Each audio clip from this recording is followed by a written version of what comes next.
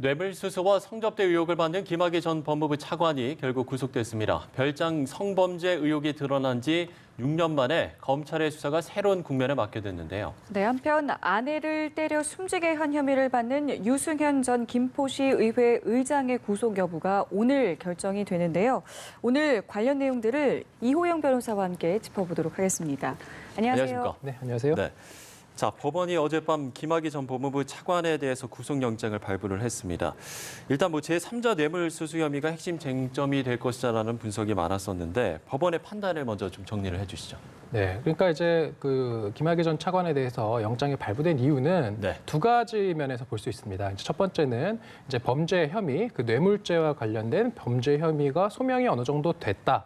라고 판사가 판단을 한 거고요. 네. 두 번째는 구속 사유가 인정된다. 구속 사유라는 게 이제 도주 우려와 증거 인멸 우려인데 지금 보면은 김학의 전 차관 같은 경우는 심야에 해외로 출국을 시도한 적이 있었고요. 예, 그렇죠. 그다음에 또 최근에 이제 밝혀진 것은 지인을 통해서 지금 주요 참고인, 주요 증인에 대해서 진술을 조금 조작하려고 했던 그런 정황이 지금 밝혀졌기 때문에 이것은 증거인멸 우려나 도주 우려도 인정된다. 이렇게 지금 판사가 판단을 했기 때문에 영장을 발부한 것으로 보입니다.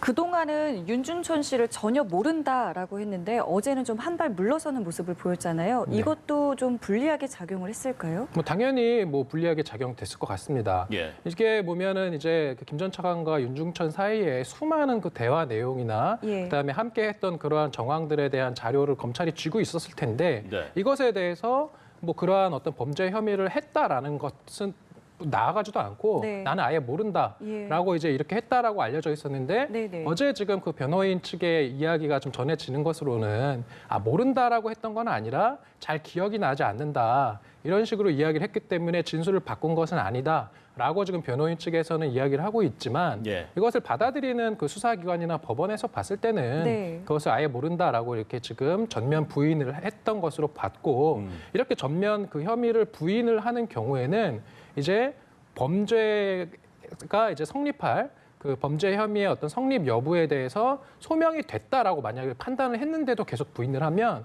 이 부분은 판사들은 대부분 이렇게 혐의를 부인하면 대개의 경우는 도주 우려가 있다 이렇게 좀 판단하는 경향이 있어서 김 전 차관에 대해서 이렇게 윤중천을 아예 알지도 못한다라고 이렇게 혐의를 전면 부인한 것은 영장 발부 국면에서는 조금 불리하게 작용을 한 것이 아닌가 이렇게 볼 수 있을 것 같습니다. 예, 어찌됐든 이제 김 전 차관이 구속이 되면서 그동안 좀 지지부진했던 성범죄 수사가 탄력을 받을 것이라는 이야기가 나오고 있는데 지금 새롭게 피해 여성의 주장을 뒷받침할 만한 성관계 사진이 확보됐다는 이야기가 있습니다. 이게 좀 결정적인 증거가 될 수 있다고 보세요?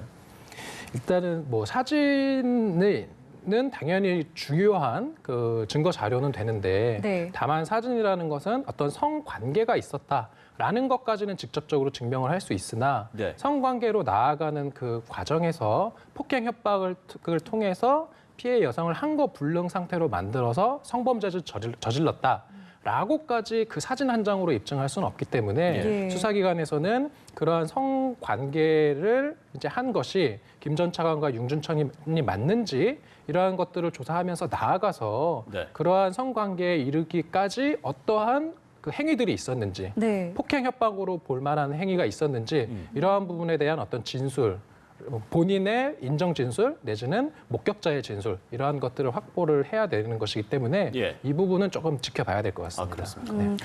또 이런 부분 또 피해를 주장하는 여성의 정신과 진료 기록을 근거로 강간치상죄를 적용하는 방안도 검찰이 검토하고 있다고 하는데 이걸 검토를 했을 때 입증하는 게 좀 어렵습니까? 아니면 어떻게 좀 봐야 되는 겁니까? 일단은 강간치상이라고 하는 것은 어떤 폭행 협박을 이용한 성범죄로 인해서 피해자가 다쳤다라는 것까지 입증이 돼야 되는데 그러기 위해서는 판례에서는 그런 성범죄와 다친 상해 사이에 인과관계가 있어야 된다라고 합니다. 그렇다라고 한다면 피해 여성이 지금 우울증이나 어떤 트라우마 이런 부분들을 지금 주장하고 있는데 이러한 어떤 피해 여성의 진료 내역이라든지 그다음에 언제부터 언제까지 이러한 어떤 그런 정신병력이 있었는지 그리고 그러한 정신병력과 그 김 전 차관이 만약에 그 범죄를 한 것이 맞다면 예. 그러한 범죄 행위와 그러한 정신병 사이에 인과관계가 있는지 예. 그러한 것들에 대한 판단을 좀 추가적으로 확보를 해야 될 것으로 보입니다. 네, 이 강간치상죄 같은 경우는 이게 조금 더 공소시효에서 좀 자유롭다고 하더라고요. 그렇죠. 왜냐하면 이게 지금 그 성범죄의 직접 증거가 되는 그 동영상 예. 이 촬영됐다라고 지금 그 나오는 시점이 네. 2007년 말이거든요.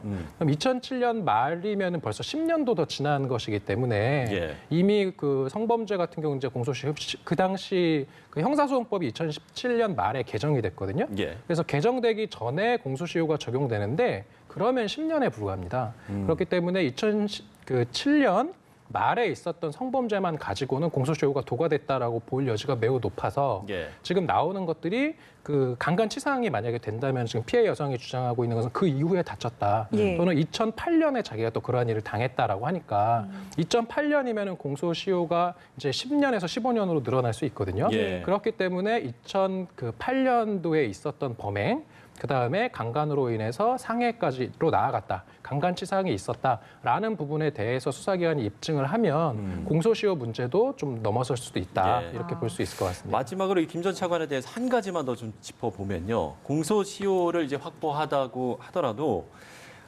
그 성폭행을 당했다는 이 씨의 재정 신청 기각도 이것도 또 걸림돌이 될 수 있다. 이런 이야기도 있던데 이게 좀 어떤 내용인 거죠?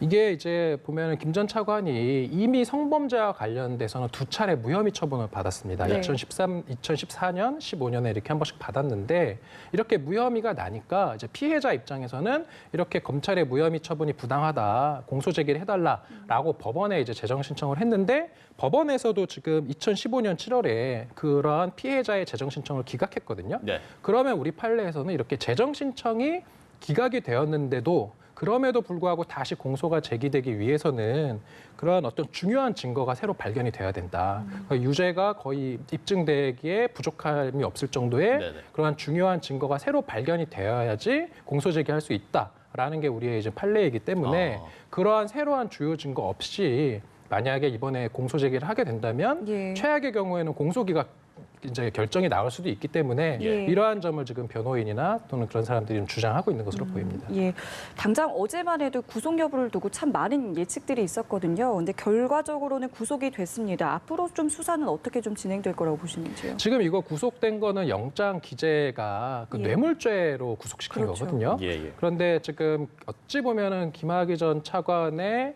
이러한 범죄의 핵심은 뇌물보다는 네. 성범죄라는 측면이 크고요. 예. 그래서 그러한 어떤 그 피해 여성들의 그런 진술이 얼마나 신빙성이 있는지 그 당시의 정황 증거나 물적 자료들을 수사기관이 충분히 수집을 했는지에 따라서 좀 재판의 그 결과가 갈릴 것으로 보이고요. 예. 나아가서 지금 김 전 차관에 대해서 이렇게 지금 기소를 할 수 있는 정도의 자료가 있었음에도 불구하고 왜 두 차례나 무혐의가 되었을까? 이 부분이 사실은 또 쟁점이기 때문에 네. 그 부분에 대한 조사 내지는 수사도 좀 필요하다 이렇게 볼 수 있을 것 같습니다. 알겠습니다.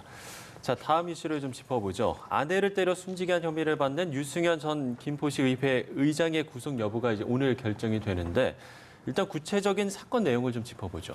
네, 그 이제 유승현 전 김포시의회 의장이 지금 지난 15일이거든요. 오후 한 5시쯤에 이제 술에 취한 상태에서 아내를 골프채와 뭐 주먹, 그다음에 뭐 깨진 술병 등으로 이제 폭행을 해서 아내가 사망을 했고 이를 네. 지금 그 유 전 의장이 경찰에 신고를 해서 경찰이 바로 출동해서 그 자리에서 긴급 체포를 했고 이에 대해서 지금 오늘 구속영장을 청구하기 위해서 지금 구속 전 피의자 신문을 받고 있는 것입니다. 일단은 우발적이었다라고 주장은 하고 있습니다. 경찰은 상해치사 혐의로 영장을 신청을 했다고 하는데 이게 왜 살인죄가 적용이 되지 않았는지가 좀 궁금한데요. 일단 모든 범죄는 기본적으로 예. 그 범죄 행위로 인한 결과 발생을 그 범죄인이 예. 알면서 했다. 다시 말해서 고의가 있어야지 인정될 수 있는 거거든요.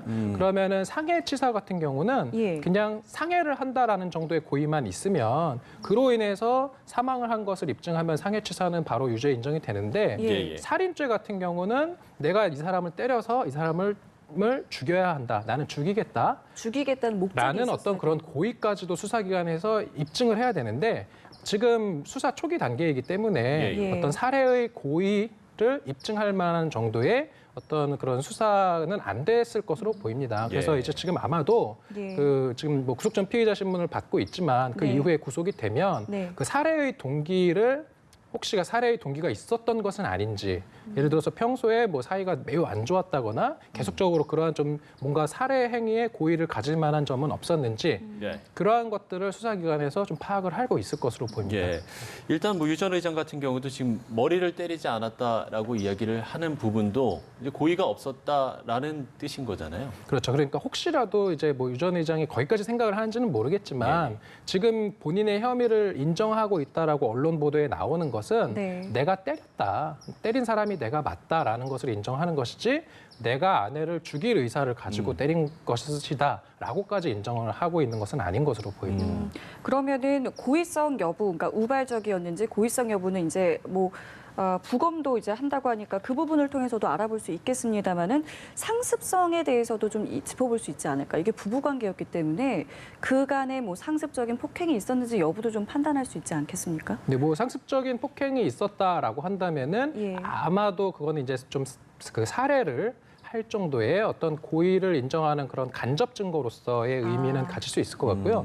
그거보다 더 중요한 것은 그 부검 결과가 좀 중요할 것 같습니다. 왜냐하면 사람을 때려서 그로 인해서 지금 아내가 죽였다라는 거는 어찌 보면 다툼 없는 사실로 될 것 같은데 그렇다라고 한다면 이제 제가 아까 말씀드렸던 고의에는 확정적인 고의도 있지만 미필적 고의라는 것도 있거든요. 미필적 고의라는 것은 어떠한 결과 발생이 있을 것을 알면서도 그냥 그것을 내버려뒀다, 용인했다라는 거예요. 예를 들어서 내가 사람을 이 정도로 때리면 죽을 수도 있다라는 것을 충분히 알 수 있을 정도로 때렸다라고 하면은 살인죄의 미필적 고의가 인정될 수도 있기 때문에 그 지금 피해에서 사망한 아내가 어느 정도로 다쳤고 그다음에 그 사망한 시각이 때린 그 시각으로부터 바로 그 때린 즉시 사망을 했다라고 하면은 살인의 미필적 고의까지도 인정될 수도 있기 때문에 그 사망한 아내가 언제 사망했고 그다음에 그 사망을 한 직접적인 원인은 뭐 폭행 행위로 인한 것인지 아니면 때려서 뭐 넘어지면서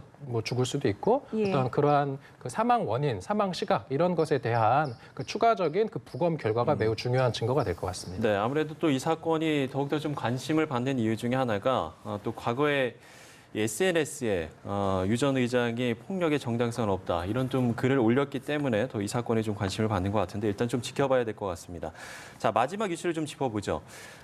많은 분들이 강서 PC방 살인 사건을 기억하시는 분들이 많을 텐데 일단 이 피의자 김성수에 대해서 검찰이 사형을 구형했다고요? 네, 지금 검찰이 사형을 이제 구형을 했고요. 이제 결심 공판에서 어제 있었던 것 같은데 이제 검찰의 그 구형 이유는 그 김 씨가 계획적이고 잔혹하게 그 피해자를 살해했지만 죄책감과 반성이 없다. 죄질이 매우 불량하고 재범 위험이 높아서 사회에서 영원히 격리할 필요가 있다. 이렇게 밝히면서 사형을 구형했고 만에 하나 사형이 혹시라도 선고가 안 된다 하면 김 씨에게 10년 동안 위치 추적 장치를 부착하고 형이 집행된 이후 5년간 재범 방지에 필요한 사항을 시행해달라. 이런 지금 요구까지도 한 상황입니다. 김성수의 동생도 역시 구형을 받았는데 1년 6월을 구형을 받았습니다. 그 이유는 어떤 거였나요? 지금 그 김 씨의 동생 같은 경우는 김 씨가 지금 피해자를 그 잔인하게 폭행을 할 때 뒤에서 피해자를 붙들고 있어서 그 공동 폭행 혐의로 지금 기소가 되어서 이번에 지금 같이 구형을 받은 것입니다. 네. 일단 김성수가 최후 변론에서 눈물을 흘리면서 뭐 심경을 밝히겠다 이런 소식도 좀 전해지고 있는데 다음 달 이제 1심 선고가 이뤄지지 않습니까? 어떤 좀 판결을 전망해 볼 수 있을까요? 뭐 판결에 대해서 조금 어려운 문제이기는 한데요. 지금 검찰이 사형을 구형했고 어제 결심 공판에서 김 씨 같은 경우도 본인의 죄를 지금 다 인정하고 있거든요. 그렇다라고 한다면 이제 유죄가 선고될 가능성이 매우 높아 보이는데 이번에 어쩌면 사형이 좀 선고될 가능성이 있지 않을까 저는 좀 이렇게 조심스럽게 예측해 볼 수 있을 것 같습니다. 예, 알겠습니다. 저희 세 가지 이슈 오늘 이호영 변호사와 함께했습니다. 말씀 고맙습니다. 오늘 말씀 고맙습니다.